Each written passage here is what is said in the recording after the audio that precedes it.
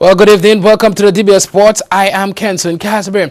We begin tonight with track and field. The Elite Track and Field Club held their annual invitational event last Sunday at the Mindo Phillip Park. Scores of young individuals gathered at the park in anticipation of exciting track and field events. One of the individuals at the event was one of the initial organizers of this championship, Mr. Michael Midget Pierre.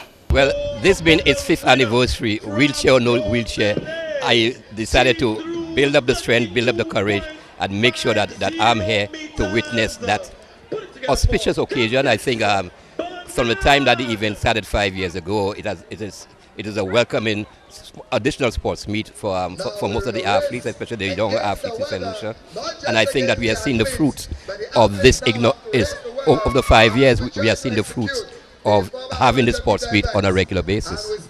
Well, Mr. Pierre, he spoke to how satisfied he was about the day's proceedings. So far, the level of competition has been very keen as usual, and you could see that the youngsters have put in a lot of effort, a lot of training has taken place, and the coaches have worked assiduously to ensure that the athletes give a very good account of themselves. Also, one must not forget the officials and the statisticians who are holding their own hair, especially as the races are running one after the other, and simultaneously with the track events you also have some field events, and we must applaud the officials for a job well done. We also met up with one of the tournament directors that is of the Elite Track and Field Championships. He spoke to the day's proceedings. The weather is kind of coping with us. It's a nice, smooth going event. It's going on smoothly, and I've seen people are excited, and no, it's good. He also spoke to what was different about this year's event. We attracted clubs from Martinique. That's a good thing. The region is watching us, and people are interested in coming. We have a little more athletes here registered this year, and I think it's a good foundation we built on, and we will continue that for the athletes for the rest of the years to come. Well, on the day, participants competed in the field events such as high jump and long jump, and track events such as relays and short sprints. One of the highlights of the day was the Money in the Bag race, which was won by Michael Begaboos Bissett. The Elite Track and Field Championships is quickly becoming one of the premier sporting events, not just in track and field, but in all sports on our nation's calendar.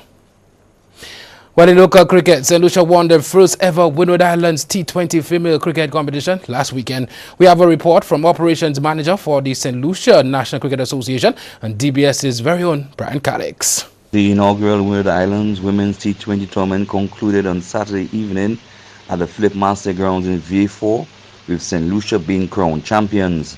The ladies from the Helen of the West made sure lightning did not strike twice in the same place, as they defeated 50 overs champion St. Vincent and the Grenadines by 28 runs. Sent into bat, St. Lucia ladies were restricted to 127 for 4 in their allotment of 20 overs. Malika Edward hit the top score of 36, with supporting knocks from Nerissa Crafton 37 and Captain Ashlyn Edward, who made 22. Stacey and Adams bagged 2 for 22. The Vincentian ladies were never in the hunt, as the St. Lucian opening bowlers Kiana Joseph and Yasmin Sertaj kept the scoring rate in check. However, it was spinner Swelin William with a 4-for, which dismantled the batting of the St. Vincentian ladies. Former West Indies player Cordell Jack could not repeat her heroics of the 50-over encounter between the two teams, being dismissed for 26. St. Vincent in the end limped to 99 for 7 in their allotted 20 overs. Earlier in the day, Grenada secured third position, defeating Dominica by 5 wickets. The scores: Dominica women 137 for 3 of their allotted 20 overs. Grenada women 138 for 5 of 17.2 overs. Ronald Sanford of Dominica amassed the most runs, 102 runs in 3 innings, followed by St. Lucia's Nerissa Crafton, who got 86 from her 3 innings. Cordell Jack of St. Vincent and the Grenadines and Sweden Williams of St. Lucia were joint top wicket takers with 5 wickets apiece, while Nerissa Crafton of St. Lucia and Zadia James, a 13-year-old from St. Lucia, they bagged 4 wickets apiece. Well, West Indies female player Kiana Joseph and Nerissa Crafton from St. Lucia were both named on the Windward Islands women's cricket team for the 2018 CWI Regional Female Tournament to take place in Jamaica next month. They both put in commendable performances during the recently concluded Windward Islands Female Cricket Tournament in St. Lucia. As you just heard, St. Lucia emerged champions of the 2020 segment of the tournament, while St. Vincent and the Grenadines won the 50 overs. One St. Lucian debutant, that's Zeta James, was named as a reserve player on the Windward Islands team. The 13-year-old impressed all with her left-hand seam bowling and her agility in the field. Wow. And I'm still trying to figure out how Yasmin and Swilling not on that side. Anyways, congratulations to Team St. Lucia. Well, Grosley had to settle for first innings points. That was against Mabia Valley as the St. Lucia National Cricket Association's Division 1 Inter-District two-day cricket tournament continued in a rain-affected match which began mid-afternoon on Sunday 21st.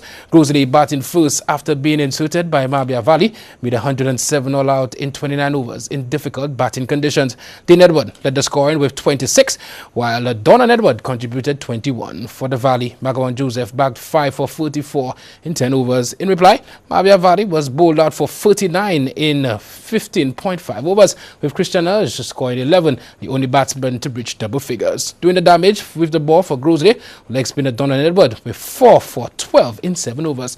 Left-arm orthodox spinner Simeon Gerson, he took 3 for 7 in 3.5 overs. Batting the second time, Grosley reached 30 without loss in 5.2 overs, with openers Dean Edward and Villan Crandon on 15 and 14 respectively, when rain put an end to the match. The CWI Northern Cluster Grassroots Cricket Program resumed on Sunday, April 21st at the Darren Sammy Cricket Grounds after a short break for the Easter holidays. 52 participants took part in the 3.5-hour session.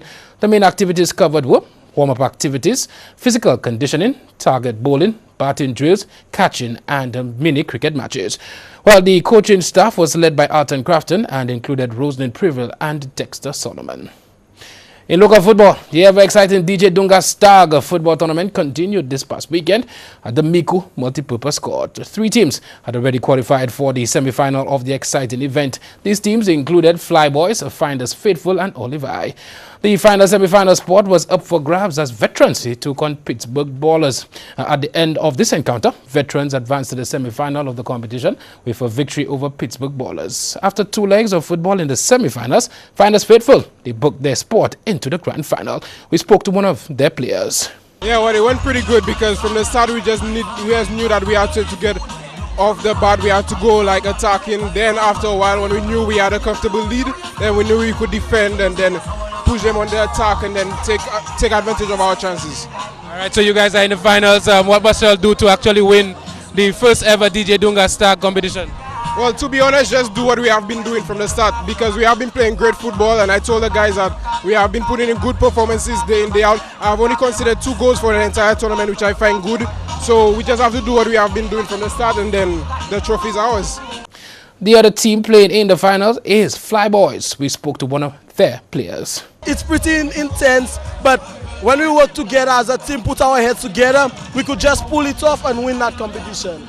All right, so you're just qualified to the grand final. How does that make you feel and what must you all do to win that final? Well, we just have to put our mind to it. With a mindset, you could do anything. And well, the third place playoff and final of the DJ Dunga Stag football competition will be held this Saturday, 20th April 2018 at the Miku Multipurpose Court. Well, we take a break, but when we get back, St. Lucia finishes on top of Group A in regional female football. We'll tell you more when we get back.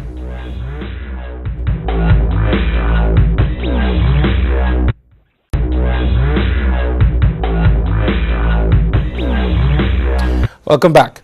Well, St. Lucia, they finished ahead of host nation St. Kitts and Nevis as action in the CFU Women's Football Challenge Series got underway. Curtains came down yesterday evening on the final round of matches in Group A of the Caribbean Football Union Women's Challenge Series, which was played in St. Kitts and Nevis from Wednesday 18th to the 22nd April 2018. In the opening fixtures, a lone goal by Alicia Mackey in the 49th minute enabled St. Lucia to defeat St. Vincent and Grenadines 1-0, while host St. Kitts and Nevis got the better of Dominica 1-0 with a goal by Brittany Lawrence in the 69th minute. The second round of matches resulted in St. Lucia and Dominica playing to a goalless draw, while St. Kitts and Nevis disposed of St. Vincent the Grenadines 2-0. The goal scorers were Caroline Springer in the 7th minute and Laranja Wilkinson in the 17th minute. In the final round of matches, Sasha Prosper's lone goal in the first half was sufficient for St. Lucia to edge out host St. Kitts and Nevis 1-0 to end the group in top position. Early on, Dominica defeated St. Vincent and the Grenadines 3-0. Thus, at the conclusion, the point standings were as follows. St. Lucia 7 points in first position, followed by St. Kitts 6 points, Dominica 4 points, St. Vincent and the Grenadines 0 points. Well, that was the voice of sports reporter Michael Midget Beer. Well, Cuba and Haiti are on top of the other groups in this competition. In local cycling, Andrew Norbert emerged victorious in the 100 km road race held on Sunday, April 22nd, 2018. Norbert, the 2017 Cyclist of the Year, he finished first with Clive Mitchell, 2017's Junior Cyclist of the Year, second in the same time, with Jesse Mentor finishing third, with the top 3 riders all coming from Bonreport. Winston Williams finished in 4th from Excellers, while Helen Aubert, also from Excellers, finished 5th. Well, Chris Gayle hit another IPL half-century as the Kings 11 Punjab moved the top of the table with a 9-wicket victory over the Kolkata Knight Riders via the Duckworth-Lewis method. The explosive opener, his unbeaten 62, took him to 229 runs in 3 games. After his stunning century last time out, much was expected of Christopher Henry Gayle, and he duly delivered, ably assisted by opening partner KL Rahul, 60. Set 192 to win, the Kings 11 Punjab openers peppered the boundary at will as they hunted down Calcutta's total. Only rain was able to slow them down. With both Gayle and Rahul nearing 50, the showers brought the play to a halt at Eden Gardens, with Kings 11 on 96 without loss. And after a 90-minute delay, the equation was reduced to just 29 needed of 28 deliveries. Gayle launched the first ball after the restart for 6 as the visitors made short work of their run chase to make it 4 wins from 5. Well, Ander Herrera's winner sent Manchester United into a record-equaling 20th FA Cup final and condemned Tottenham to their 8th successive defeat at this stage of the competition.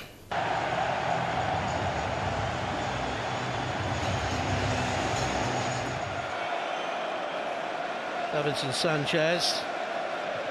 Some have been critical of his first season in English football. He's only 21. Terrific star for the future. It's a lovely ball from him to Ericsson. In comes across. 1-0 Tottenham. Dele Alli arrives. 10 minutes. Hovering on that left. Kane the only man in the box now. It's aimed at him. Harry Kane couldn't quite stretch. The man.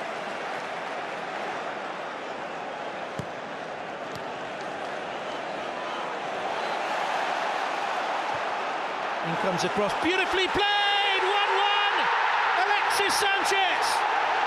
It wasn't easy to finish. Left in Young and then Sanchez.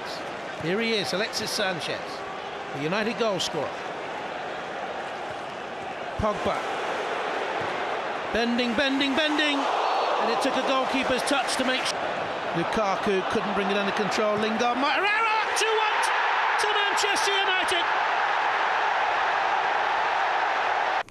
Meanwhile, Olivier Giroud's brilliant semi-final goal helped Chelsea beat Southampton to reach the FA Cup final and set up a meeting with Manchester United. For players, who knows? Hazard helping it forward. Giroud's in here. He does score. He does score. Olivier Giroud punishes Southampton again. Chelsea 1-up. Hazard. Good save from Alex McCarthy.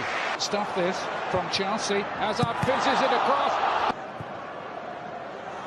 Good ball in towards Gabbiadini. Aspilicueta sent towards Morata. And Chelsea have that second goal they're looking for. Alvaro Morata with almost. Well, this upcoming final is a repeat of the 2007 final when Mourinho guided Chelsea to a 1-0 victory over United in the first to be played at the rebuilt Wembley. Well, Rafael Nadal beat Japan's Kei Nishikori in straight sets in the final of the Monte Carlo Masters to retain his status as world number 1. The 31-year-old Spaniard won 6-3, 6-2 in 94 minutes to claim a record-extending 11th triumph on clay court. Now, Nadal has won 36 straight sets on his favored surface after proving too strong for world number 36 Nishikori. Nadal had to win the Masters 1000 tournament in order to prevent Roger Federer from overtaking him in the rankings, and so he did. Well, finally, the New Orleans Pelicans defeated the Portland Trail Blazers 131-123 as they swept their Western Conference first round playoff series. New Orleans claimed the series 4-0 thanks to Saturday's victory, which was inspired by Anthony Davis and Drew Holiday. Davis scored 33 points in the second half as he finished with a franchise playoff record 47, while Rajon Rondo added 16 assists. Meanwhile, the Philadelphia 76ers moved a step closer to advancing.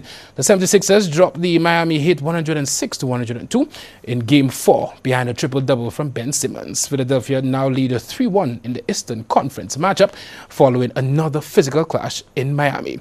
In other results, Giannis Antetokounmpo's clutch tip-in. He leveled the Milwaukee Bucks versus Boston series at 2-2. That game ended 104-102. San Antonio Spurs registered a victory over Golden State Warriors 103-90 after blowing another third quarter lead in Game 3. Cleveland, they won Game 4 104-100. The Wizards leveled the series against the Toronto Raptors before 106-100 victory on Sunday. Well, last spot, don't forget to join us for 758 Sports Talk right here at 8:30.